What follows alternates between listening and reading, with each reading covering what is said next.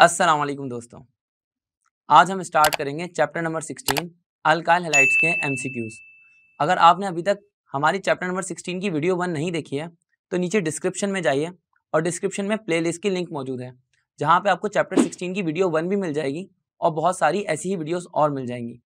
अगर आपने ई कैट या एम डी कैट की तैयारी को और बेहतर बनाना है तो नीचे डिस्क्रिप्शन में ही एक और लिंक मौजूद है जो कि आपको मकसद ऐप की तरफ ले जाएगी। वहाँ पे आप ई कैट या एम डी कैट का कोर्स बाय कर सकते हैं जो कि आपकी तैयारी में बेहतरीन मददगार साबित होगा।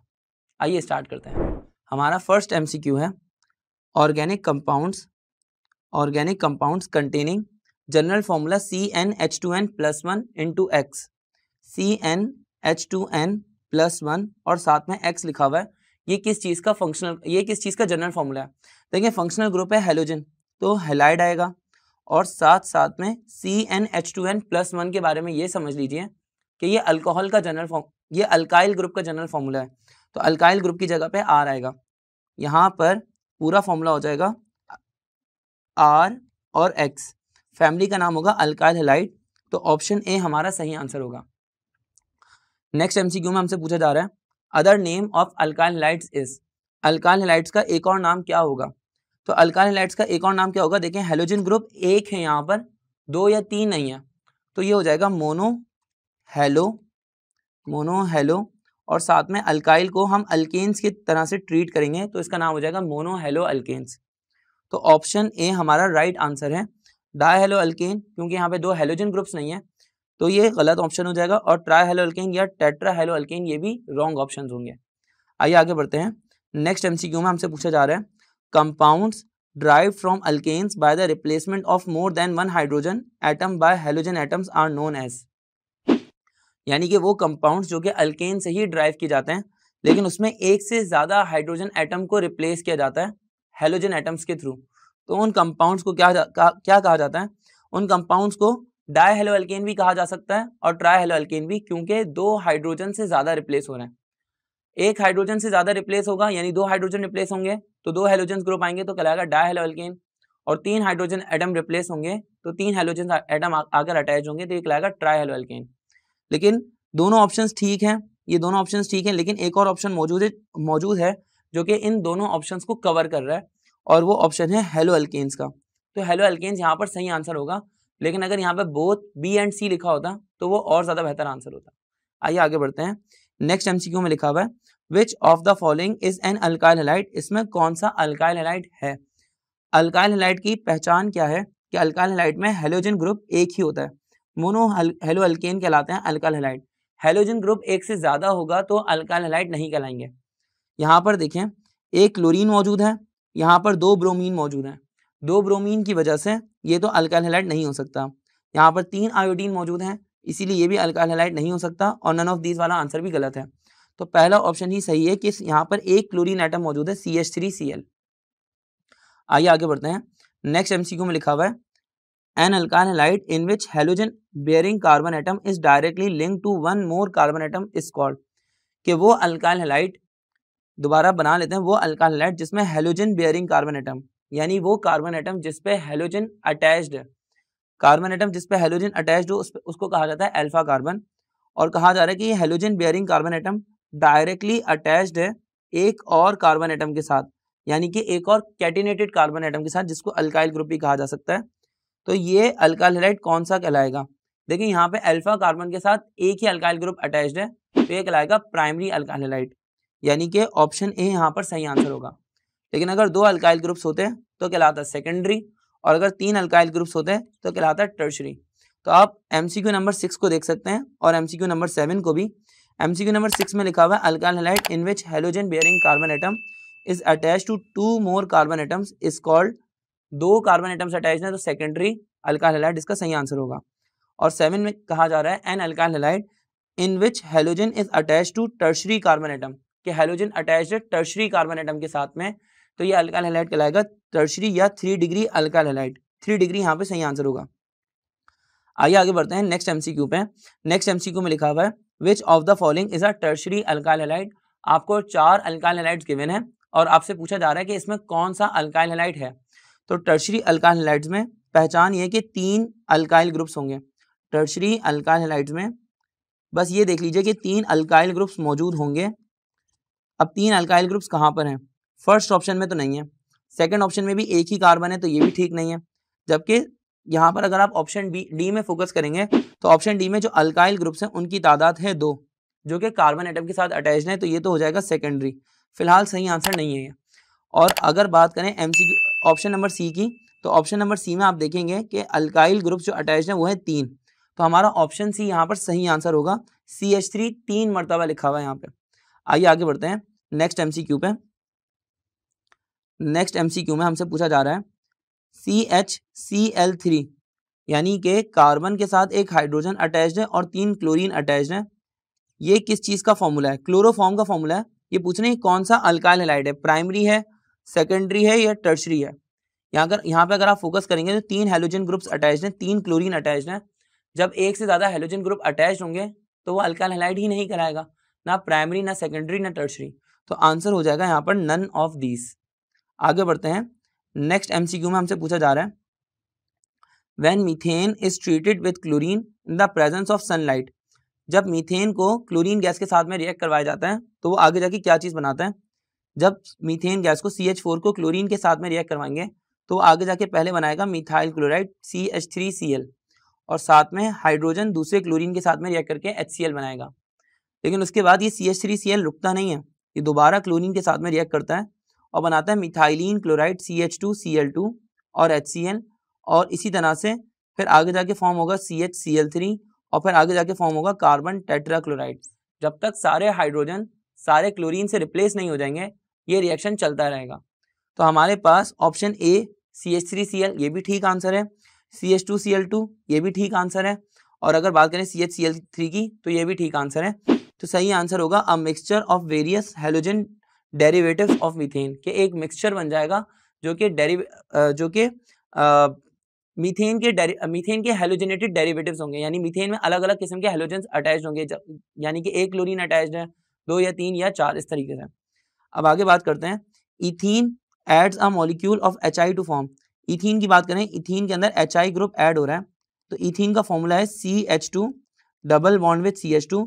इसके अंदर जब आप HI ऐड करेंगे तो ये कन्वर्ट हो जाएगा CH3 CH2 और I के अंदर, तो हमारा सही आंसर होगा आयोडो इथेन।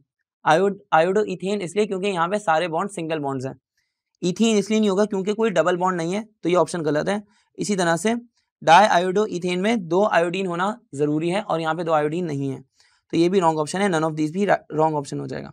आइए आगे बढ़ते हैं एमसीक्यू नंबर 12 पे पूछा जा रहा है addition of halogen acid in unsymmetrical alkene is governed by. जब हेलोजन एसिड को ऐड करना होता है किसी अनसिमेट्रिकल अल्कीन के अंदर तो कौन सा रूल फॉलो होता है? जब भी अनसिमेट्रिकल अल्कीन की बात आएगी तो अनसिमेट्रिकल अल्कीन में मार्कोवनिकोव रूल फॉलो होता है, जिसके मुताबिक क्या हाइड्रोजन उस जगह पे जाके ऐड होगा जहाँ पे हाइड्रोजन ऑलरेडी ज़्यादा है, जबकि जो नेगेटिव पार्ट होगा वो उस जगह पे जाके अटैच होगा जहाँ पे हाइड्रोजन की डेफिशिएंसी है। आगे बढ़ते हैं नेक्स्ट एमसीक्यू में हमसे पूछा जा रहा है product form in the reaction. हमारे पास एक रिएक्शन है CH3CH2 और डबल बॉन्ड है CH2 के साथ और HBr इसके अंदर ऐड कर रहे हैं, तो हमसे पूछ रहे हैं कि आगे जाके क्या चीज़ फॉर्म होगी वो बतानी है। ये एक अनसिमेट्रिकल अल्कीन है तो उसके ऊपर मार्कोवनिकोव रूल अप्लाई होगा। आइए देखते हैं कैसे। हमारे पास लिखा हुआ है CH3CH और आगे जाके double bond with CH2 plus HBr add कर रहे हैं, तो होगा क्या कि यहाँ पे सबसे पहले डबल बॉन्ड टूटेगा, हाइड्रोजन का और ब्रोमीन का बॉन्ड टूटेगा।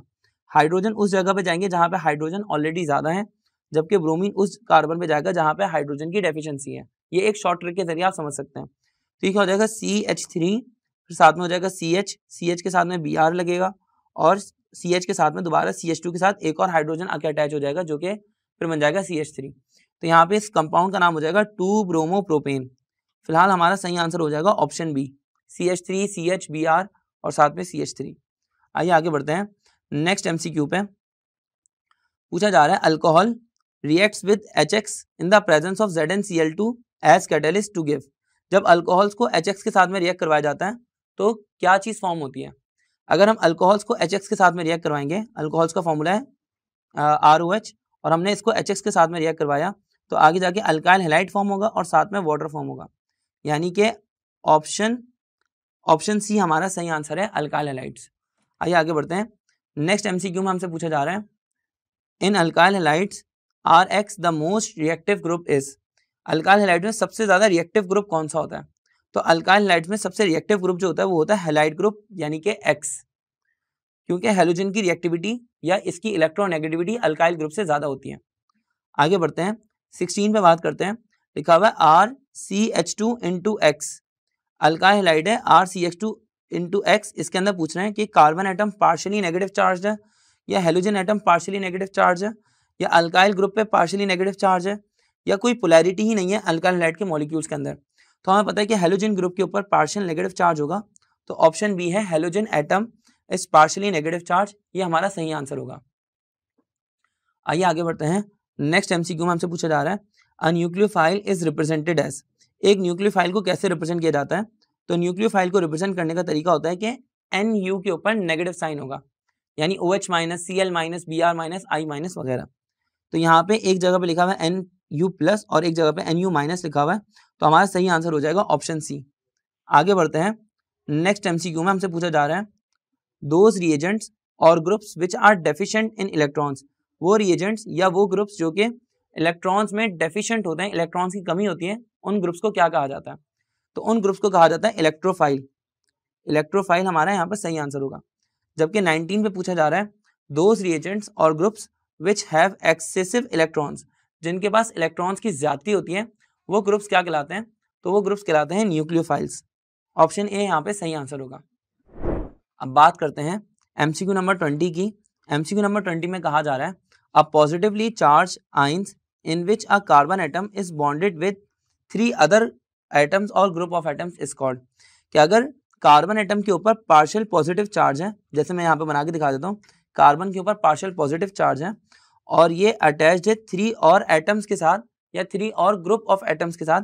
जैसे कि यहाँ पे अटैच है एक और अल्काइल ग्रुप के साथ, एक और अल्काइल ग्रुप के साथ यहाँ पर और एक और अल्काइल ग्रुप के साथ, लेकिन कार्बन एटम के ऊपर पार्शियल पॉजिटिव चार्ज है, तो इसको क्या कहा जाएगा? इसको कहा जाता है कार्बोनियम आयन। आगे बढ़ते हैं। नेक्स्ट एमसीक्यू में हमसे पूछा जा रहा है a substitution reaction in which one nucleophile displaces another nucleophile is called. एक सब्स्टिट्यूशन रिएक्शन जिसमें एक न्यूक्लियोफाइल दूसरे न्यूक्लियोफाइल को सब्स्टिट्यूट करता है, रिप्लेस करता है, तो उस रिएक्शन को क्या कहा जाता है? तो उसका नाम है SN रिएक्शन। SN1 और SN2 भी सही आंसर है, लेकिन ये मुकम्मल आंसर नहीं है, क्योंकि SN1 के अंदर रिएक्शन सिर्फ टर्शियरी अल्काइल हैलाइड्स के अंदर होगा और 2 स्टेप्स में होगा, जबकि SN2 प्राइमरी अल्काइल हैलाइड्स के अंदर होगा और एक स्टेप के अंदर होगा। जबकि अगर हम बात करते हैं नेक्स्ट एमसीक्यू में, हम बात करते हैं एमसीक्यू नंबर 22 में chemical name of Grignard reagent is. Grignard reagent का केमिकल नेम क्या होता है? तो ग्रिग्नॉर्ड रिएजेंट का केमिकल नेम होता है अल्काइल मैग्नीशियम हैलाइड। इसका फॉर्मूला होता है RMgX, जो कि हमसे एमसीक्यू नंबर 23 के अंदर पूछा गया। Type formula of Grignard reagent is RMgX, option C. MCQ number 24 के अंदर पूछा जा रहा है when methyl iodide is treated with aqueous potassium hydroxide the product form is. जब मिथाइल आयोडाइड को रिएक्ट करवाया जाएगा पोटेशियम हाइड्रोक्साइड से, तो प्रोडक्ट क्या बनेगी? यहाँ पे एक्वस वाला वर्ड बड़ा इंपॉर्टेंट है। अगर एक्वस KOH होगा, aqueous solution of potassium hydroxide होगा, तो आगे सब्स्टिट्यूशन रिएक्शन होगा और इसके अंदर हमारे पास अल्कोहल फॉर्म होगा। जबकि अगर हम बात करते हैं अल्कोहलिक पोटेशियम हाइड्रोक्साइड की, तो अल्कोहलिक पोटेशियम हाइड्रोक्साइड में एलिमिनेशन का रिएक्शन होगा और अल्कीन फॉर्म होगा। तो आइए जरा बात करते हैं। यहाँ पे पूछ रहे हैं कि मिथाइल आयोडाइड को जब एक्वस पोटेशियम हाइड्रोक्साइड के साथ में रिएक्ट करवाया जाएगा तो क्या चीज फॉर्म होगी? तो इसका आंसर है CH3OH, क्योंकि वो एक अल्कोहल है। 25 पे बात कर रहे हैं when methyl iodide is treated with sodium methoxide CH3ONA the product form is. जब मिथाइल आयोडाइड को सोडियम मिथॉक्साइड के साथ में रिएक्ट करवाया जाएगा तो क्या चीज फॉर्म होगी, इसको देखते हैं। मिथाइल आयोडाइड का फॉर्मूला है CH3I और सोडियम मिथॉक्साइड का फॉर्मूला है CH3ONA।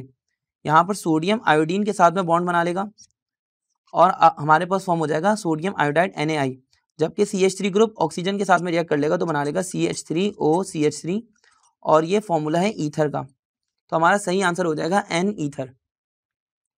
एमसीक्यू नंबर 26 में हमसे पूछा जा रहा है ईस्टर्स कब फॉर्म होंगे जब CH3I को इनमें से किस चीज के साथ में रिएक्ट करवाया जाए। तो ईस्टेरिक ग्रुप तो सबसे पहले आपको देख लेने चाहिए कि ईस्टेरिक ग्रुप कहाँ पर है। ईस्टेरिक ग्रुप मौजूद है ऑप्शन A में और ऑप्शन B में। जबकि ऑप्शन सी में स्टेरिक ग्रुप मौजूद नहीं है, तो ये तो रॉन्ग ऑप्शन हो गया, नन ऑफ दीज भी रॉन्ग ऑप्शन होगा। अब ऑप्शन ए और ऑप्शन बी में आपको ये चेक करना पड़ेगा कि कौन सा रिएक्टिव है। तो यहाँ पर ऑप्शन ए में मौजूद है सोडियम और ऑप्शन बी में मौजूद है सिल्वर। सोडियम सिल्वर से ज़्यादा रिएक्टिव है, तो इसका मतलब CH3COO से हमारे पास ईस्टर फॉर्म हो जाएगा, जबकि सिल्वर एसीटेट CH3COOAg से हमारे पास ईस्टर जल्दी फॉर्म नहीं होगा। आगे बढ़ते हैं। MCQ नंबर 27 में हमसे क्या पूछा जा रहा है? A primary amine is formed when alkyl halide is treated with aqueous NH3। एक प्राइमरी अमाइन उस वक्त फॉर्म होगा जब अल्काइल हैलाइड को एक्वस NH3 के साथ में रिएक्ट करवाया जाए। क्योंकि अल्कोहलिक NH3 होगा तो याद रख लीजिए कि अल्कीन फॉर्म होगा, और अगर एक्वस NH3 होगा तो यहाँ पर भी सब्स्टिट्यूशन रिएक्शन होगा। सब्स्टिट्यूशन रिएक्शन के थ्रू हम यहाँ पर प्राइमरी अमाइन को प्रिपेयर कर पाएंगे। आइए आगे बढ़ते हैं नेक्स्ट MCQ पे। When methyl iodide is treated with KCN the product formed is.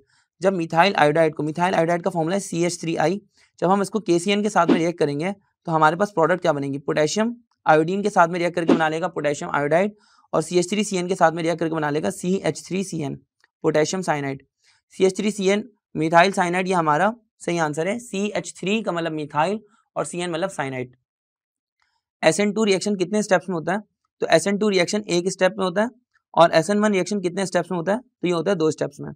SN2 reaction कौन से अल्काइल हैलाइड्स के अंदर होता है? तो SN2 रिएक्शन होता है हमारे पास प्राइमरी अल्काइल हैलाइड्स के अंदर, और SN1 होता है टर्शियरी अल्काइल हैलाइड्स के अंदर। अब बात कर रहे हैं यहाँ पे 32 में कि SN2 रिएक्शन का रेट एक्सप्रेशन किस चीज से रिप्रेजेंट किया जाएगा? तो SN2 रिएक्शन के अंदर न्यूक्लियोफाइल और अल्काइल हैलाइड्स दोनों ही रिएजेंट्स के तौर पे यूज होते हैं, और एक ही रिएक्शन में पूरा रिएक्शन परफॉर्म हो जाएगा। तो यहाँ पर क्या होगा? रेट डायरेक्टली प्रोपोर्शनल होगा कॉन्सेंट्रेशन ऑफ रिएक्टेंट्स के, और रिएक्टेंट्स में क्या क्या आएंगे? रिएक्टेंट्स में आएगा अल्काइल हैलाइड्स और साथ में आएंगे न्यूक्लियोफाइल्स।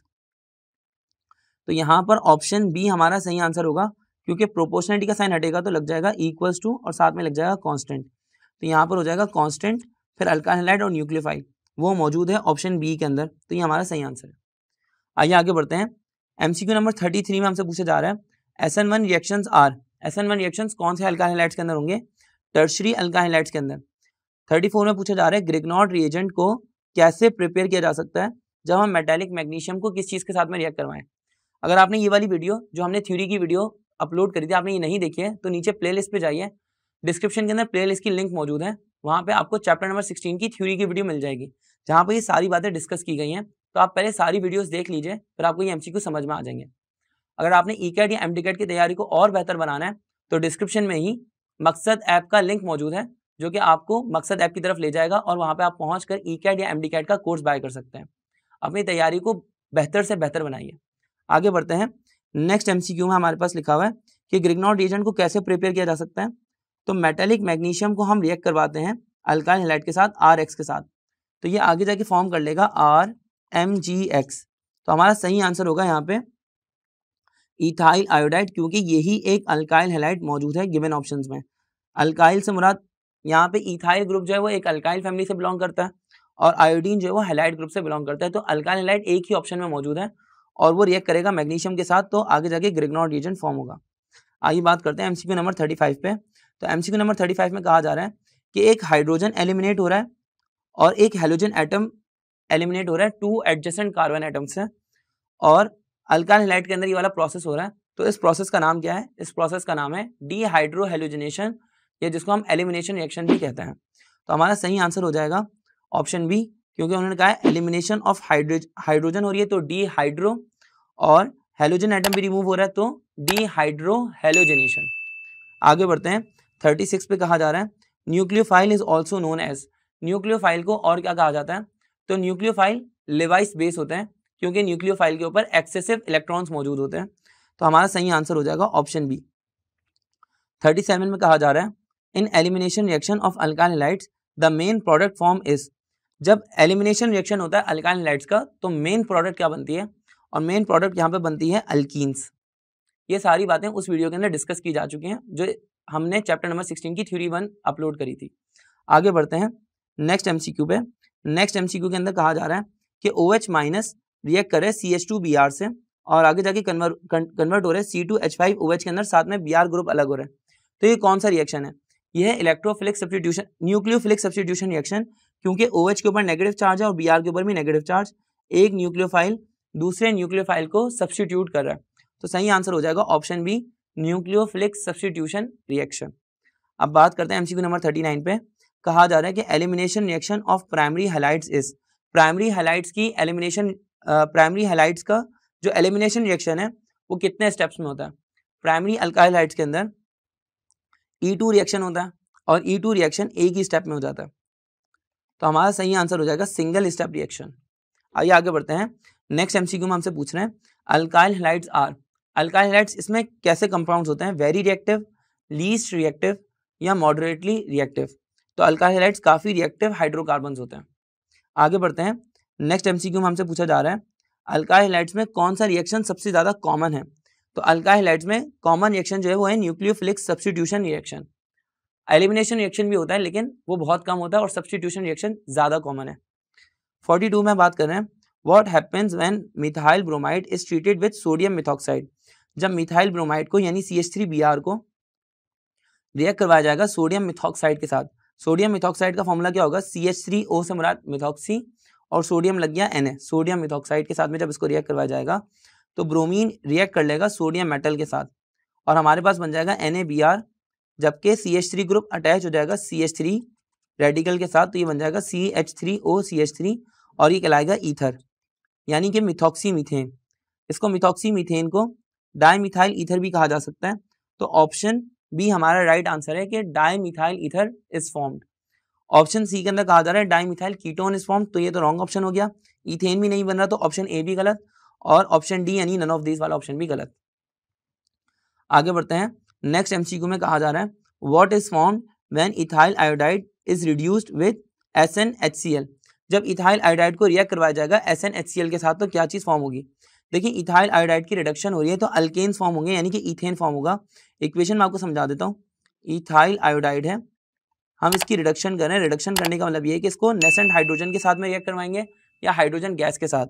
जैसे इथाइल आयोडाइड का फॉर्मूला है C2H5I, हमने इसको नेसेंट हाइड्रोजन के साथ में रिएक्ट करवाया तो आगे जाके फॉर्म हो जाएगा C2H6 प्लस HI।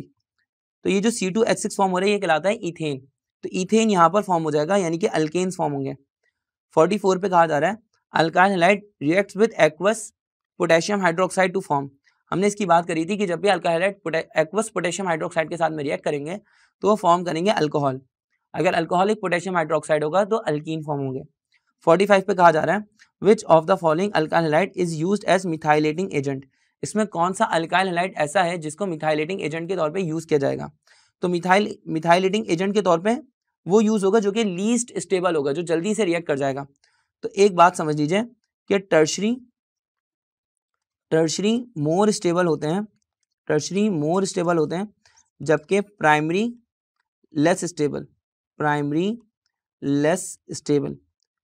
और जितना छोटा हाइड्रोकार्बन होगा वो उतना लेस स्टेबल हो जाएगा। तो यहाँ पे हमारे पास सही आंसर जो होगा वो सही आंसर है ऑप्शन ए CH3I। ये मिथाइलेटिंग एजेंट के तौर पे यूज किया जाएगा क्योंकि मिथाइल ग्रुप शामिल भी सिर्फ इसी ग्रुप के अंदर है, CH3 के अंदर ही मिथाइल ग्रुप शामिल है। आगे बढ़ते हैं। 46 की बात करते हैं। 46 के अंदर बोल रहे हैं विच of the following is liquid at room temperature. इनमें कौन सी चीज लिक्विड है रूम टेम्परेचर पे। तो लिक्विड जो होता है वो होता है C2H5Br इथाइल ब्रोमाइड। आगे बढ़ते हैं। 47 पे कहा जा रहा है a silver salt of fatty acids on heating with alkyl halides gives. जब silver salt of fatty acids को रिएक्ट करवाया जाएगा अल्काइल हैलाइड्स के साथ में तो वो क्या चीज फॉर्म करेंगे, वो फॉर्म करेंगे हमारे पास ईस्टर्स। आगे बढ़ते हैं। नेक्स्ट एमसीक्यू में हमसे पूछा जा रहा है the least polar compound is. इनमें सबसे लीस्ट पोलर कंपाउंड कौन सा है। तो लीस्ट पोलर कंपाउंड वो होगा जिसकी स्टेबिलिटी सबसे कम होगी। स्टेबिलिटी किसकी कम होती है, प्राइमरी अल्काइल हैलाइड्स की। तो आप यहाँ पर देख लीजिए प्राइमरी अल्काइल हैलाइड्स कौन से हैं। सबसे पहली बात C2H5Cl ये भी प्राइमरी है। अच्छा C2H5OH ये भी प्राइमरी है, CHCl3 इन सब में सभी प्राइमरी है। तो फिर हमें कुछ और देखना पड़ेगा। फिर हमें ये देखना पड़ेगा जो नॉन सिमेट्रिकल होगा वो पोलैरिटी ज्यादा रखेगा और जो सिमेट्रिकल होगा उसकी पोलैरिटी कम हो जाएगी। तो अगर हम CCl4 की बात करते हैं तो उसकी पोलैरिटी सबसे कम होगी क्योंकि ये सिमेट्रिकल है। कार्बन के चारों साइड पे 4 क्लोरीन एटम्स अटैच्ड हैं। अगर आप देखेंगे ये चारों साइड से सिमेट्रिकल है। जब सिमेट्रिकल होगा तो ये पोलैरिटी इसकी कम हो जाएगी, ये नॉन पोलर इन नेचर हो जाएगा ओवरऑल। जब ये नॉन पोलर इन नेचर हो जाएगा तो यही हमारा सही आंसर है कि ये लीस्ट पोलर कंपाउंड है। यहाँ पे हमारे अल्काइल हैलाइड्स के सारे एमसीक्यूज चैप्टर नंबर 16 के सारे एमसीक्यूज खत्म होते हैं।